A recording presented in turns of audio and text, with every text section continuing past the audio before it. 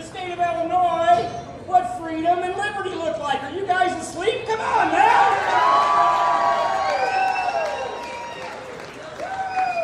And we've been asleep too long in this state. It's time for us to step up. Because on March 16, 2020, a tyrant got on TV and says, I proclaim, people of Illinois, stay in your house unless I tell you you can leave. We're Americans. Is that how it works? No! And he wasn't done then. Then he comes in and says, I'm going to force masks on your children.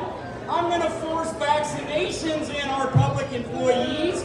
And if you don't like it, I don't care. That's what the tyrant did. And make no qualms about it, ladies and gentlemen. J.B. Pritzker, by definition, is a tyrant.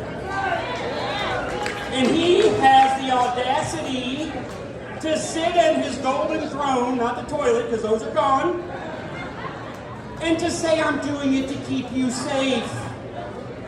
I'm keeping you safe. Who's going to keep us safe from him? You know who can do it? The people can do it.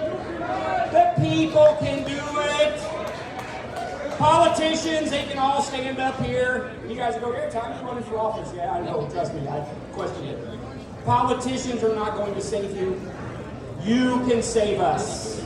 By how? By voting. J.B. Pritzker, not only is he a tyrant, he's a liar.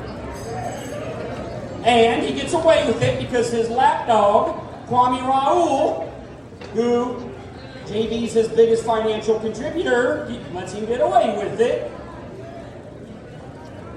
The biggest issue we got with the tyrant right now is he wants to vaccinate your children with the COVID vaccine. I'm not making it up. I'm just reading to you what I see.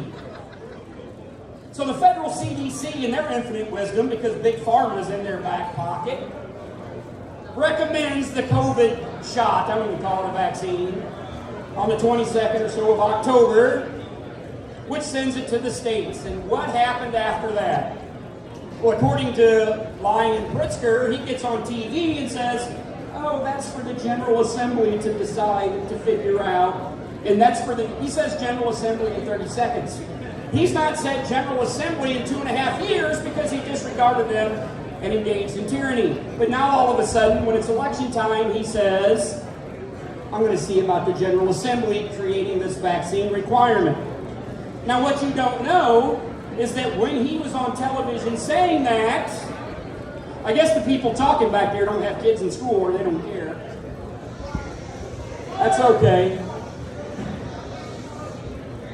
When he was on TV telling you that, his administrative agency is in the background putting the process together to start getting the vaccine mandated on your children.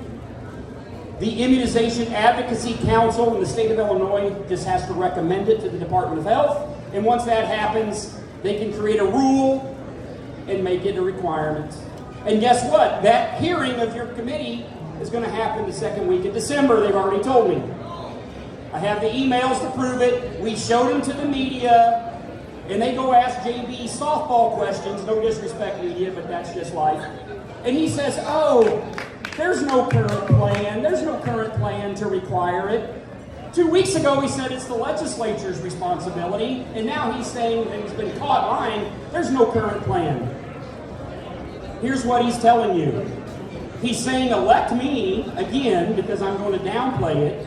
And then as soon as the second week of December comes, and this agency that's his people, because he appoints them, says we recommend it, he's going to say, oh, the scientists and the doctors and the facts and science have changed, so now it's going to be required. If that's what you want, if that's not what you want, you need to first and foremost elect Darren Bailey as the governor of the state of Illinois. Because the governor appoints the director of the Department of Health, which controls that, and Darren has already committed that he will never appoint someone to that position that would force that vaccine on your children, and I believe him. And I would be remiss to say maybe you ought to vote for me for Attorney General, because I promise you this.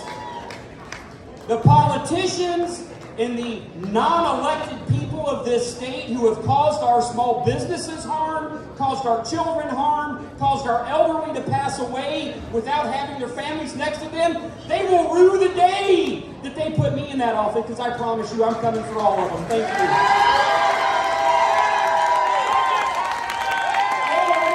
I gotta say this, because I was told to.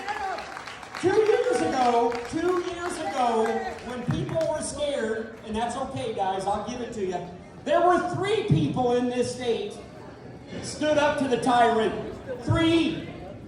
Darren Bailey, Tom DeVore, and Orland Park Mayor Keith Peacock.